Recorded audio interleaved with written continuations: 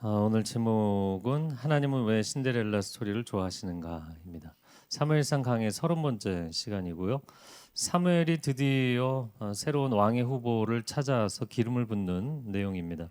8절과 9절을 제가 다시 읽어보겠습니다. 이새가 아비나답을 불러 사무엘 앞을 지나가게 하며 사무엘이 이르되 이도 여호와께서 택하지 아니하셨느니라 하니 이새가 산마로 지나게 하며 사무엘이 이르되 이도 여호와께서 택하지 아니하셨느니라 하니라. 네, 그날 저녁 베들레헴 산당에서는 이새의 아들들이 사무엘 앞에서 1대1 면접을 보게 됩니다. 아버지 이새 입장에서는 얼마나 조심스럽게 신중하게 아들들을 한 사람씩 선보였겠어요. 지난주에 보았던 첫째 아들 엘리압, 그 이름의 뜻은 내 하나님이 아버지시라 이런 뜻입니다. 물론 감동적인 외모를 가졌지만 탈락했어요. 오늘 둘째 아들 아비나답이 등장하는데 내 아버지는 고귀하시다. 아마 이 아버지는 하나님 아버지를 의미하는 게 아닐까 싶어요. 그런데 둘째도 탈락했습니다.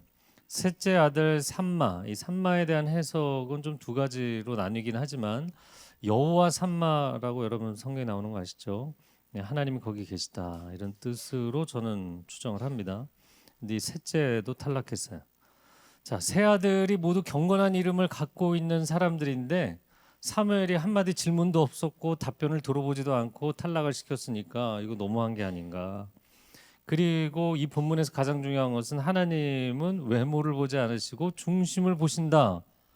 근데 사무엘이 뭐 답변도 들어보지 않고 도대체 이 사람들이 뭘 보겠어요? 외모를 보고 판단한 거 아닌가. 다만 여러분 누가 지금 이들의 중심을 보고 계실까요? 하나님이시죠. 네, 하나님이 보고 계시고 하나님이 사무엘에게 알려주신 거죠.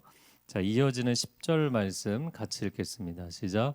이새가 그의 아들 일곱을 다 사무엘 앞으로 지나가게 하나 사무엘이 이새에게 이르되 여호와께서 이들을 택하지 아니하셨느니라 하고. 자, 이새가 그의 아들 일곱을 다 사무엘 앞에 선보였는데 하나님이 그들을 선택하지 않으셨다. 그런데 이스라엘 민족이라는 것만으로도 이들은 선택받은 민족이었고 또 12지파 중에서 여러분 이 사람들이 어느 지파일까요? 유다 지파입니다. 그럼 가장 선택받은 지파였어요. 그렇지만 하나님의 자녀로서의 선택뿐 아니라 하나님의 사명자로서의 특별한 선택이 있는 것이죠. 로마서 11장 29절 말씀 같이 읽어보겠습니다. 하나님의 은사와 부르심에는 후회하심이 없느니라. 여기 부르심은 헬라어로 클레시스라는 단어인데 하나님의 초대다 이런 뜻입니다. 그러니까 하나님께서 특별히 사명자로 초대하시는 부르시는 사람들이 있다. 그 부르심을 어떻게 아느냐? 우리가 읽은 것처럼 은사와 부르심이죠. 그래서 하나님이 주신 은사를 통해서 부르심을 분별합니다. 왜냐하면 부르심에는 하나님의 기름 부으심이 나타나게 돼 있는데 그 기름 부으심이라는 것은 성령의 은사, 성령의 역사, 성령의 열매들로 증명되는 것이기 때문입니다. 제가 온누리 교회에서 25년 사역을 했는데요.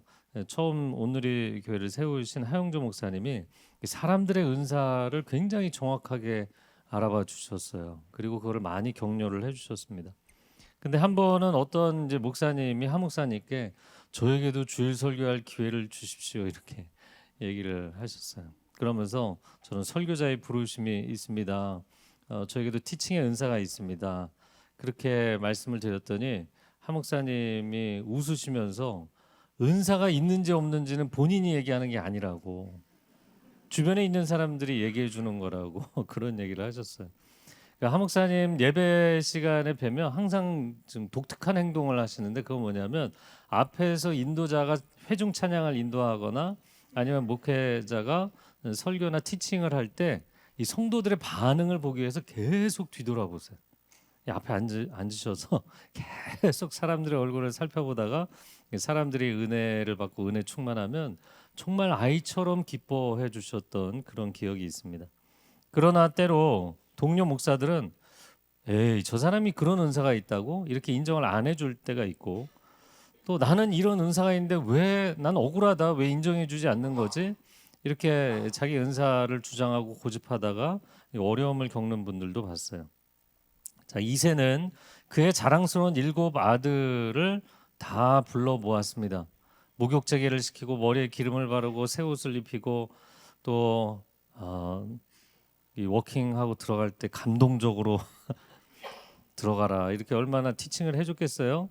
하지만 하나님은 그들을 선택하지 않으셨다. 그리고 놀랍게도 이새가 선택하지 않은 빈들에 버려진 아들이 하나님의 특별한 선택을 기다리고 있었습니다. 저는 요즘 청년, 장년 성도들을 만나면서 우리가 하나님의 부르심에 따라서 진로를 결정했다기보다는 이 세상 기준과 상황에 맞춰서 결정을 해서 사는 분들이 많다 보니까 인생의 중반에 혼란스러워하는 분들이 많다는 걸 알게 됐어요. 여러분, 하나님께서 여러분이 태어날 때부터 고유하게 주신 은사와 재능과 열정이 있습니다. 그 부르심대로 찾아가는 인생이 복된 인생이고 충만한 인생이 될 것입니다. 그래서 저는 여러분에게 난 이미 늦었다 이렇게 생각하지 마시고요. 돈을 벌기 위해서 살거나 성공하기 위해서 사는 것이 아니라 하나님의 부르심을 일평생 완성해가는 복된 삶이 되시기를 축복합니다. 자, 이어지는 11절 말씀 한번 같이 읽어보겠습니다. 또 사무엘이 이새에게 이르되 내 아들들이 다 여기 있느냐? 이새가 이르되 아직 막내가 남았는데 그는 양을 지키나이다. 사무엘이 이새에게 이르되 사람을 보내어 그를 데려오라. 그가 여기 오기까지는 우리가 식사 자리에 앉지 아니하겠노라. 자, 7명의 아들이 다 탈락을 했어요. 그러면 아직 하나가 더 남아 있습니다. 이 얘기를 누가 해야 될까요? 아버지가 해야 되는 거죠. 그런데 이새가 아무런 대사를 안 하잖아요. 그러니까 이새가 대사를 안 하니까 사무엘이 물어봅니다. 정말 너의 아들이 이게 전부냐? 그제서야 이새가 생각지도 않았던 말을 하는 것처럼 막내 놈이 하나 있기는 한데 걔는 저 멀리서 양을 치고 있어서 데려오기가 조금 이런 뉘앙스로 답변을 합니다. 사무엘이 당장 데려오라고. 그 아이가 여기 오기까지는 우리가 식사를 하지 않겠다. 그렇게 이야기를 한 것은 그 아이가 이 저녁의 주인공이 될 거라는 직감이 있었기 때문이죠. 여러분, 만약에 여러분이 운동선수인데 여러분 팀의 감독이 여러분을 선발로도 내보내주지 않고 그렇다고 해서 후보 선수로 앉혀주지도 않고 2군, 3군으로 강등시킨다. 그럼 얼마나 마음이 어려우시겠어요. 이 세상이 우리를 향해서 그럴 때가 참 많은 것 같습니다. 당신의 능력을 보여달라. 이게 능력 중심 사회잖아요. 그래서 능력을 보여달라고 끊임없이 우리를 냉혹하게 평가하지만 결국에 조금이라도 부족한 모습이 보이면 내치는 게 세상이잖아요. 그렇다 할지라도 하나님이 여러분을 주전으로 불러 올리시면 하나님 나라의 중심에 서게 될 줄로 믿습니다. 자, 운동을 할 때 운동 좋아하시는 분들 이 포지셔닝, 위치 선정이 중요하다 이런 얘기를 많이 합니다. 공격수가 위치 선정을 잘하면 공격 기회를 창출할 수 있고 또 수비수가 위치 선정을 잘하면 수비 보강에 엄청난 기여를 하게 됩니다. 그래서 사람들은 운동을 할 때도 포지셔닝이 중요하다고 알고 있지만 우리가 조직 안에서 또 세상에서 살아갈 때도 어느 자리에 서느냐, 누구의 줄을 서느냐 이런 거 중요하다고 얘기합니다. 왜냐하면 자기 장점을 10분 발휘할 수 있는 자리에 서게 되면 그러면 상당히 능률이 오르고 인생이 만족스럽기 때문이에요. 그래서 자신을 좋은 위치에 세워줄 수 있는 사람에게 줄을 서는 일이 세상에 많이 있나요? 없나요? 많이 있습니다. 자, 그런 관점에서 볼 때 지금 이새와 7 아들들이 사무엘과 함께 산당에 있다는 것은 세상적 관점에서 보면 포지셔닝을 굉장히 잘하고 있는 거죠. 그에 반해서 산당에 초대도 받지 못하고 이런 모임이 있다는 것조차 알지 못하는 빈들에 있는 막내의 경우는 굉장히 불리한 포지셔닝을 하고 있는 거죠. 그러나 하나님 나라는 반전의 승리를 체험하는 나라인 줄로 믿습니다. 세상의 중심에 서 있다 한들 하나님과 함께 하지 않으면 영적 포지셔닝의 관점에서 놓고 보면 한순간에 벼랑 끝이 될 수도 있는 것이고 세상의 가장 변두리에 있다 할지라도 하나님과 함께 있는 사람이라면 그곳이 세상의 중심이 될 줄로 믿습니다. 마태복음 19장 30절 같이 읽어볼까요? 그러나 먼저 된 자로서 나중되고 나중된 자로서 먼저 될 자가 많으니라. 요즘 젊은이들이 인싸 이런 표현 쓰잖아요. 이거는 알고 계시죠? 네, 이것도 모르면 회개하셔야 됩니다. 세상에 관심을 가지셔야 돼요. 세상에서는 인싸 이런데 하나님 나라에서는 아싸가 되는 사람이 오늘 구절에 보면 적다고 돼 있나요? 많다고 돼 있나요? 많을 거라는 거예요. 세상에서는 굉장히 높고 중요한 사람인데 하나님 나라에서는 별 볼 일 없는 사람이 되고, 내가 세상에서는 별 의미 존재감이 없다고 생각했는데 하나님 나라에서 주역이 되는 사람들이 많아요, 적어요? 많다라는 것입니다. 이러한 반전을 체험하는 삶이 될 수 있기를 바랍니다. 그것이 크리스찬의 삶이고 그것이 하나님 나라의 법칙이기 때문입니다.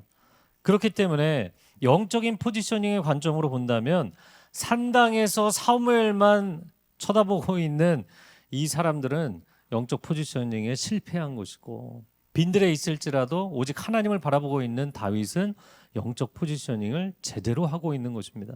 왜냐하면 인생 막판 반전의 결정은 누가 하신다? 하나님이 하신다. 하나님의 손에 달려있기 때문이에요.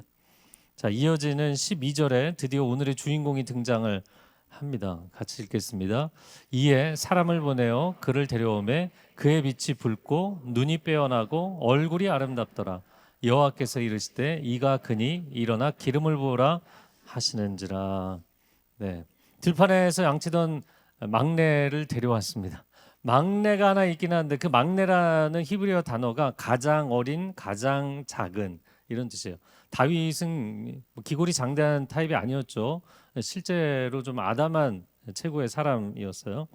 자, 그가 방 안에 들어오는데 오늘 본문에 세 가지로 그를 묘사합니다. 첫 번째는 그의 빛이 붉었다.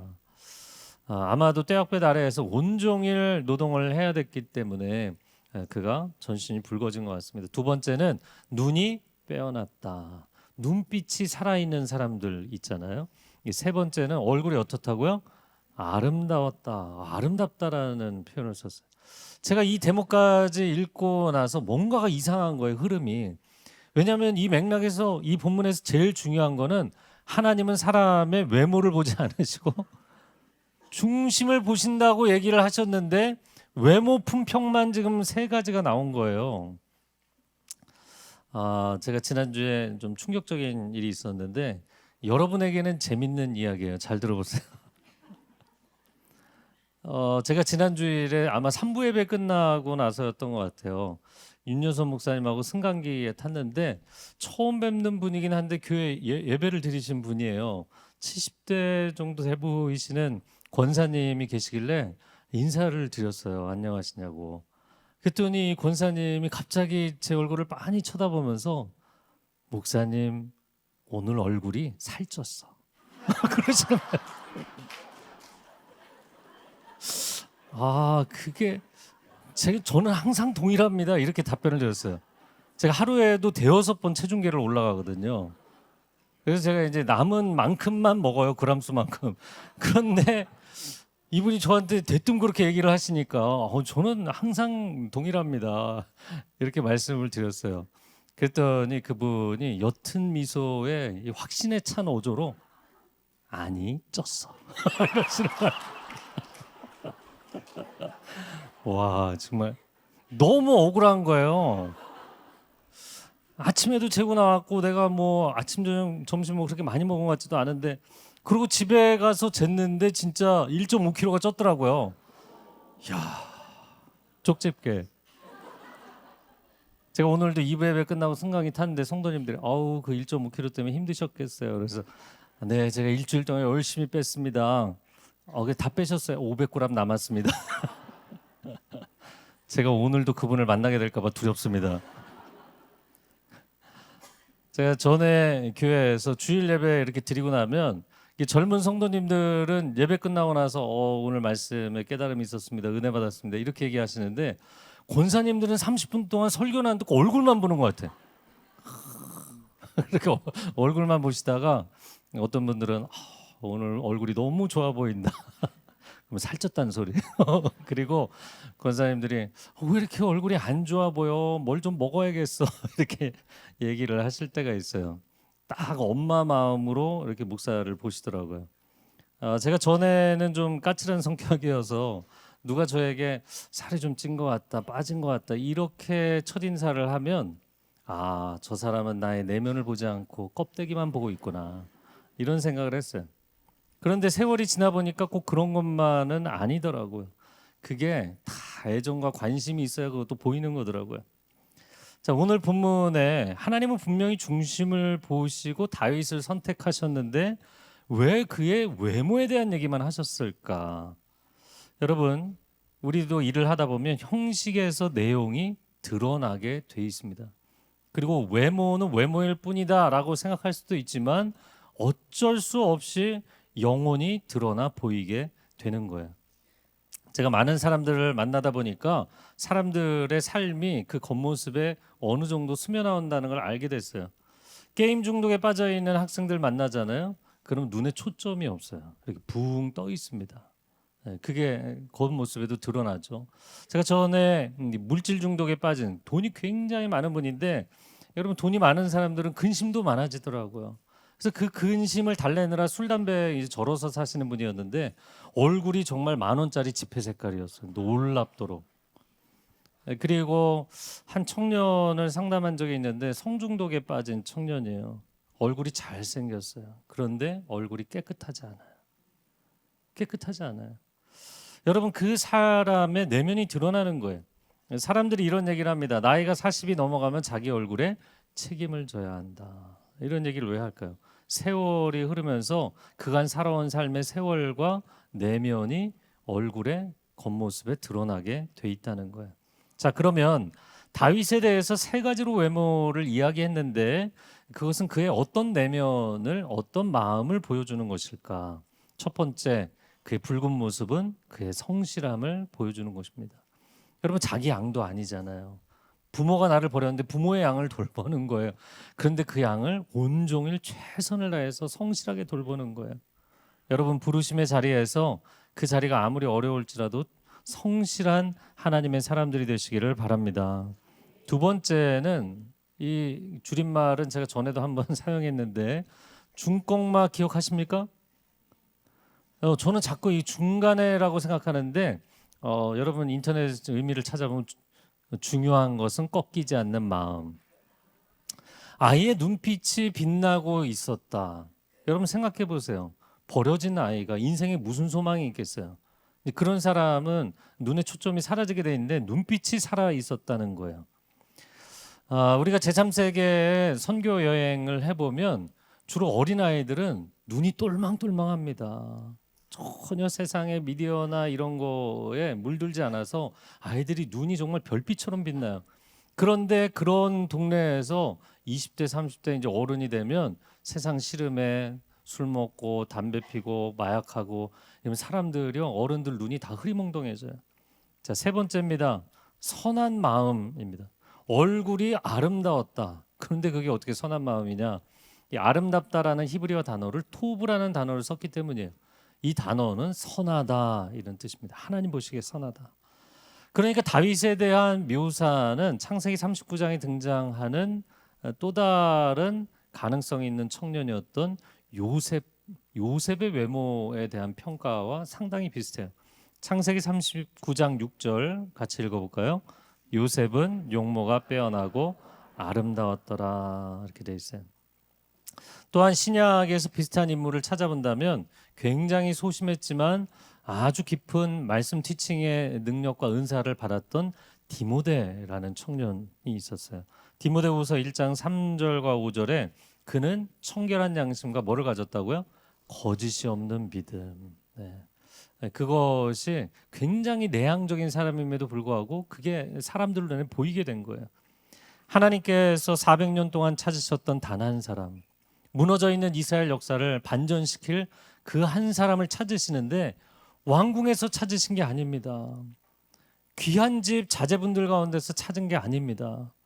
아버지에게 버림받고 어머니는 이름조차 등장하지 않고 빈들에서 10대 때부터 버려져서 맹수들과 혈투를 벌이며 양들을 지키느라고 온몸이 더러워지고 냄새가 나는 한 목동 소년이었어요. 그래서 저는 이 다윗의 인생을 많이 묵상을 하면서 도대체 하나님은 왜 신데렐라 스토리를 좋아하실까라는 거예요. 태초의 첫 번째 가정이 아담과 하와의 가정이잖아요. 두 아들이 있었어요. 두 아들의 이름이 뭐죠? 가인과 아벨입니다. 우리가 가인을 전형적으로 안 좋은 사람이라고만 생각하는데 재능의 측면에서 보면 정말 탁월한 재능을 가진 사람이었어요. 성경 역사에서 인류 최초로 도시를 세운 사람이 누구일까요? 가인입니다. 엄청난 지혜자였죠. 그러나 그에 반해서 동생 아벨은 사실은 못난 아들이었어요. 그렇게 추정을 하는 것은 아벨의 이름의 뜻이 뭐라고요? 허무입니다. 허무. 아들을 낳아놓고 허무야 허무야 이렇게 부를 부모가 누가 있어요? 아무런 기대감이 없는, 부모에게 인정받지 못했던 아들이 아벨이었어요. 그런데 그런 아들이 하나님의 마음을 감동시키는 온전한 예배자가 됩니다. 그리고 그 아벨은 수천 년 뒤에 등장하게 될 또 다른 목동 소년의 롤 모델이 된 것이죠. 자, 신데렐라 이야기를 좀 더 해보면 신데렐라의 이름의 뜻이 뭔지 아시나요? 앞에 써놓죠. 신더가 잿가루를 의미합니다. 그리고 엘라는 여성 전미어예요. 그러니까 하루 종일 부엌에서 일하느라고 재를 뒤집어 쓰고 있는 아이, 부엌대기 뭐 이런 표현입니다. 계모에게 미움을 받아서 왕궁에서 초대한 무도회에도 가지 못하고 온종일 부엌에서 고생하고 있는 한 소녀의 반전 이야기입니다. 저는 이 신데렐라 스토리를 쓴 17세기의 프랑스 동화 작가 샤를 페로가 다윗의 이야기를 카피한 게 아닌가 그런 생각을 합니다. 왜냐하면 플롯이나 스토리 라인이 너무나 비슷하기 때문이에요. 근데 제가 이렇게 생각을 해보니까 여러분 신데렐라 스토리가 이런 이야기가 동화니까 그렇지 이게 실제로 가능하겠어? 이런 생각이 들잖아요. 안 드세요? 네. 그런데 그렇게 묵상을 해보니까 다윗의 이야기는 더 놀라운 충격적 반전이더라고요. 왜냐하면 신데렐라의 엄마는 계모였지만 다윗의 아버지는 계부가 아니었어요. 친부였어요. 친부에게 버림을 받았어요. 자기 친가정으로부터 버림을 받은 소년이었다고요. 더 큰 충격이었고 더 큰 나락이었지만 더 큰 반전으로 하나님이 회복하신 줄로 믿습니다. 자, 오늘 본문의 마지막 13절 같이 읽겠습니다. 사무엘이 기름 뿔병을 가져다가 그의 형제 중에서 그에게 부었더니 이날 이후로 다윗이 여호와의 영에게 크게 감동되니라. 사무엘이 떠나서 라마로 가니라. 여러분 눈치를 채셨는지 모르겠는데 사무엘상 16장이 시작되고 주인공의 이름이 비로소 등장합니다. 그럼 왜 여기에 와서야 등장했을까? 그 아이의 이름을 가족에게도 잊혀진 이름이었기 때문이에요. 자, 우리가 이제 이 다윗이라는 인물을 많이 생각해 볼 텐데 영어로는 데이빗이지만 히브리어로는 다비드입니다. 이 다비드의 이름의 뜻은 놀랍게도 사랑받는 자입니다. 자, 그렇다면 태어날 때 그의 부모가 너무나 사랑스럽다 이 고백을 한 거잖아요. 그런데 그렇게 고백을 해놓고 이 아이를 버린 거예요. 근데 얼마나 무책임하고 얼마나 무정한 부모입니까? 그런데 이 아이의 인생에 반전이 일어나게 되죠. 그건 뭔가요? 부모에게 사랑받지 못했지만 하나님께 사랑받는 아이가 된 거예요. 사람들에게 인정받지 못했지만 하나님께 인정받는 아이가 된 거예요. 저는 다윗의 인생을 묵상하면서 친부와 친모, 형제들에게 버림을 받아서 맹수에게 물려 죽어도 누가 그 빈들에서 이 아이가 죽은 걸 알겠어요? 아무도 알 수 없이 그렇게 버려진 아이가 어떻게 눈빛이 살아있고 영혼이 살아있었을까? 제가 지난주 설교했는데 설교 제목이 뭐였죠? 마음을 드리는 예배. 인생의 어려운 상황에도 어떻게 마음을 지킬 것인가, 그리고 그 온전한 마음을 드릴 것인가. 제가 최근에 한 분을 상담했어요. 여러분 누군지 모르시는 분이에요. 그런데 그분이 정말 자신의 반평생을 바쳐서 헌신한 조직에서 가장 원치 않는 가장 어려운 자리로 이동을 하게 된 거예요. 그래서 이분의 마음 가운데 이걸 내가 그만둬야 되나? 이런 생각까지 드시더라고요. 그래서 제가 두 가지를 부탁드렸어요. 첫 번째는 지금 사표를 내지 마십시오. 하나님 명확하게 그 다음 옮겨가야 될 자리를 보여주시기까지는 이 부르심의 자리를 떠나지 마십시오. 두 번째 부탁드린 것은 어떠한 상황에서도 마음을 지키십시오. 어려운 자리에 가서 어려운 일을 해야 되고 어려운 사람들을 만나야 되고 하루 종일 여기 있는 동안 계속 마음이 어려울 수 있습니다. 그러나 절대로 그 마음을 원수에게 뺏기지 말고 마음을 지키십시오. 사람들이 환경이 어려워지고 일이 어려워지고 상황이 어려워지잖아요. 그럼 마음이 가장 먼저 상처를 받게 돼 있어요. 그런데 하나님이 도대체 이 아이를 왜 선택하셨을까 생각해 보면 이 아이는 마음이 무너지지 않았어요. 마음이 깨지지 않았어요. 마음이 변질되지 않았어요. 그 마음을 유지했어요.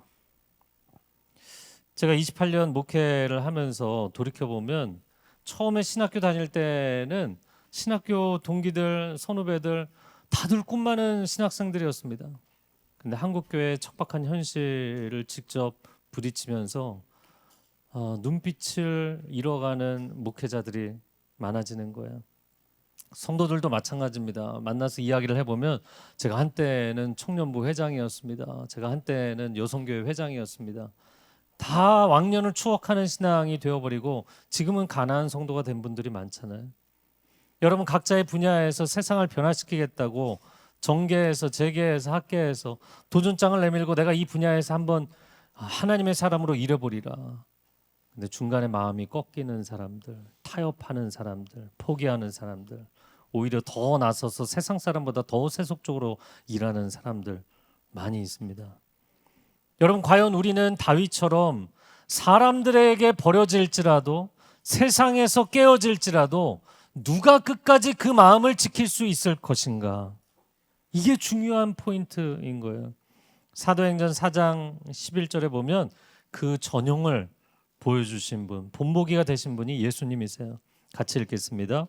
이 예수는 너희 건축자들의 버린 돌로서 집 모퉁이의 머릿돌이 되었느니라. 아멘. 반전의 스토리의 최고봉이 되시는 분은 예수 그리스도이신 줄로 믿습니다. 저는 예수님의 이야기도 그렇고 다윗의 이야기도 그렇고 왜 그 400년 동안 하고 많은 사람들 가운데 하나님은 다 패스 7명만 패스한 게 아니에요. 400년을 지나면서 결국에 이 목동소년을 선택하셨을까? 사람들의 손으로 길러낸 사람을 가지고는 하나님 나라 역사를 이루기가 어려운 거예요. 그래서 다윗처럼 빈들에서 사람들의 손때가 묻지 않은 한 아이, 하나님의 임재의 손길만을 체험한 아이를 선택하신 거예요. 제가 여기까지 묵상하다 이렇게 생각을 해보니까 하나님께서 모세에게 처음에 십계명 돌판을 주실 때 사람의 연장으로 뜨지 않은, 사람의 손으로 뜨지 않은 하나님이 직접 떼어주신 자연석이었습니다. 사람이 손대지 않고 하나님만이 손대신 말씀이 이스라엘의 영적 여정을 시작하신 겁니다. 마찬가지로 사람이 손대지 않고 하나님만 손대신 소년이 이스라엘 역사를 새롭게 일으킬 사람으로 부름받은 거예요. 자, 이제 앞으로 우리가 다윗의 전 인생을 단계별로 묵상을 할 텐데 이제 한 커플씩 벗겨보면 여러분 어렸을 때 원가정에 버림받은 거는 시작에 불과했어요. 다윗의 인생은 참 많이 외롭고 참 많은 고난을 당하게 됩니다. 그러면 왜 하나님은 하나님을 경외하는 다윗을 이렇게 외롭게 만드시고 이렇게 고난을 받게 만드시는가?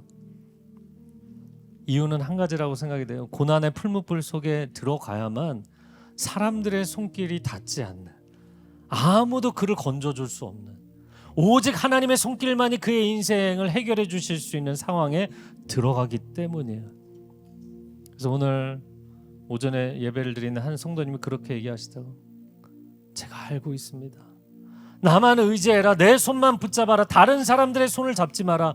하나님이 계속 말씀하고 계시는데 제가 결단을 못 내리고 있습니다. 이 얘기를 하시더라고요. 여러분 그 고난의 풀무불 속에서 여전히 마음을 끝까지 지키는 순전한 예배자를 하나님이 찾으시는 줄로 믿습니다. 그리고 그 한 사람을 찾으시면 세상을 바꾸시겠다는 거예요. 우리가 또 다른 다윗으로 인생을 산다는 것은 굉장히 어려운 일입니다. 하지만 하나님이 유독 다윗 스토리를 좋아하시잖아요. 이 반전의 스토리를 그렇게 좋아하신다고요. 그러니까 창세기부터 계시록까지 예수 그리스도를 필두로 해서 모든 하나님의 쓰임 받은 사람들은 반전의 스토리예요. 왜 그런가? 내가 아무것도 할 수 없고 세상의 나를 아무도 도와줄 수 없는 오직 하나님만이 건지실 수 있는 그 한 사람이 세움을 받으면 순전한 예배의 자리, 다윗의 장막을 그가 세우게 되기 때문이에요. 이 시간 함께 기도하겠습니다.